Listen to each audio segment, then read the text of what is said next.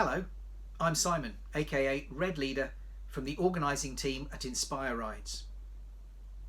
Sadly, the restrictions in place to help reduce the impact of COVID mean that the normal Inspire Ride event cannot take place in May at the International Bomber Command Centre, as it has done for the last 3 years. Mass gatherings are simply not allowed. Yet in this COVID-dominated year, the financial need of our charities remains significant, maybe even more than normal. So I'm delighted to finally be able to launch the DIY Inspire Ride event for 2021. We still need you all to get involved and to be a part of our event, but for 2021 we need you to find a Bomber Command memorial near you.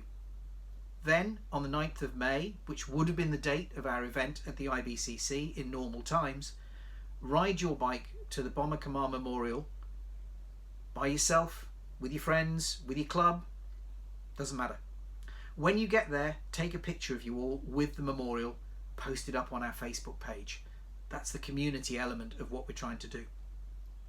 To help you do this, Techno, on our organising committee, has developed a searchable database by county of the Bomber Command memorials across the UK, and this will be live on our website and Facebook page from midnight tonight.